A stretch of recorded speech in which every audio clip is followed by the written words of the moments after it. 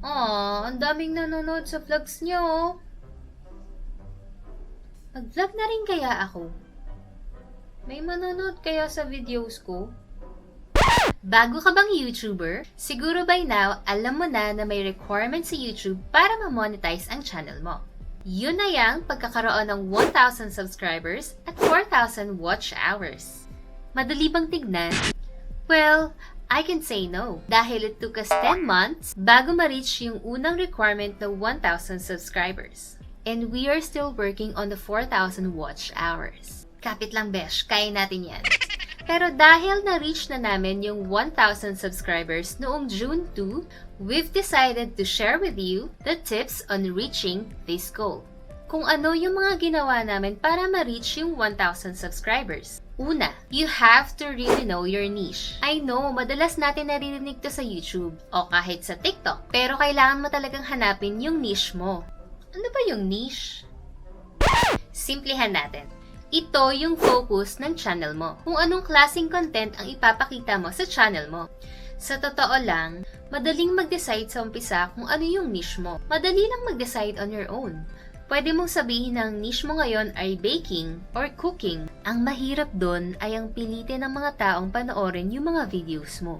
Lalo na kung hindi naman sila interesado sa contents mo. Sinasabi ko sa inyo to para maintindihan nyo na pwede pang magbago ang niche mo. Kagaya nga ng sinabi ko, kung ngayon ay nakaset ka for baking or cooking niche, habang ginagawa mo yung mga vlogs mo, pag-aralan mo rin kung pinapanood yung mga videos mo. Remember, life is a learning process. Mag-experiment ka. Mag-post ka ng ibang content. Kung nasa stage ka pa rin ng paghahanap ng niche mo, ito ang ipapayo ko sa'yo. Alamin mo kung saan ka the best. Kung meron kang passion for dancing or gaming, I suggest yun ang gawin mo. Kung baga sa business, dun ka sa kung saan ka competitive. At isipin mo na rin yung mga content na pwede mong gawin anytime, anywhere. Ito yung sinasabi nilang sustainable contents. Sige na nga, isashare ko na sa inyo yung story namin. Nagsimula kasi kami sa YouTube noong July 19, 2019. O diba, eksakto. Tapos nag-decide kami to share our travel experiences. In short, nag-decide kami na maging travel ang niche ng channel namin. Pinapanood naman yung mga videos namin, pero hindi gaano nakaka-gather ng mga subscribers. Tapos, nakaisip kami na gumawa ng mga challenge videos. Para naman may mga nakakatuwang content kapag tinignan nila yung channel namin. Okay, uulitin ko. Nag-start kami sa travel at nagdagdag kami ng content na challenge videos. Dumarating din naman yung mga views pero hindi pa rin namin na-reach yung first 1,000 subscribers. And then, dahil sikat na noon ang TikTok, kasabay ng quarantine or lockdown, naisipan namin mag-focus doon at palakihin ang TikTok account namin. Remember, TikTok is another platform. So, after 3 months of hard work and consistent posting on TikTok, na-reach namin ang 10,000 followers on this app. Alam namin, having 10,000 followers on TikTok is not that big deal. Pero proud na proud kami sa number of followers na yan. At simula nung na-reach namin yung 10,000 followers on TikTok, nag-decide kami na gumawa ng TikTok tips kagaya nitong pinapanood mo ngayon. YouTube hacks na pala ngayon. Alam mo na siguro kung bakit, di ba? Dahil nakita namin na malaki ang followers namin sa TikTok. And those followers wanted to know how we did it, reaching 10,000 followers. At syempre, gusto rin naman namin i-share yung mga tips na yun sa inyo. At ito din yung tipo ng content na sustainable.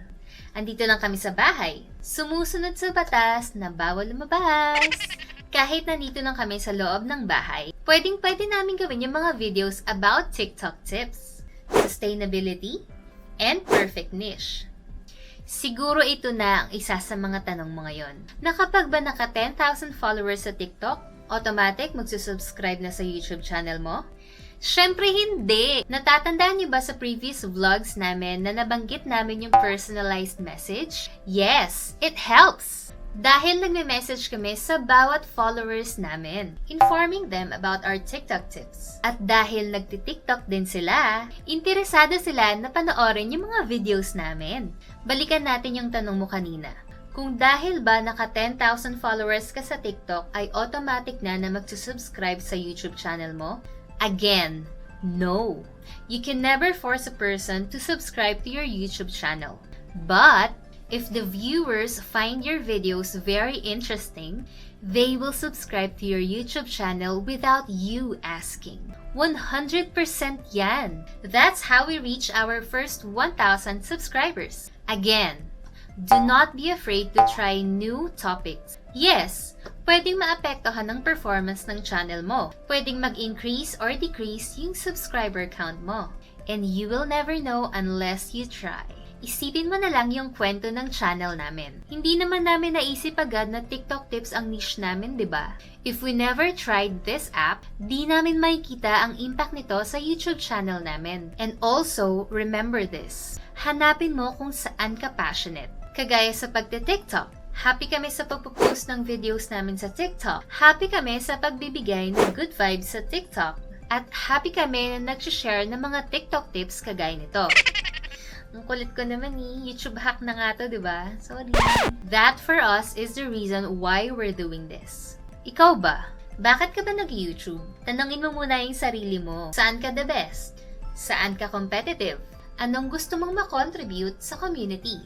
Pag nasagot mo na yon, magiging matibay na ang purpose mo sa pag-YouTube. That's it guys! Medyo seryoso na yung topic natin dito, pero kailangan seryosohin ang pagiging content creator dahil meron at merong manonood sa video mo. So start making your video worth watching and worth subscribing. I'm sure marireach mo rin ang first 1,000 subscribers mo. Or kung na-reach mo na, mas mapaparami pa ang subscribers mo.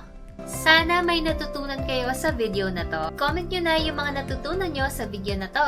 I-like nyo na rin ang video na to kung nagustuhan nyo. At i-share nyo na para maparami pa ang mga new YouTubers na ma-inspire. See you on our next vlog!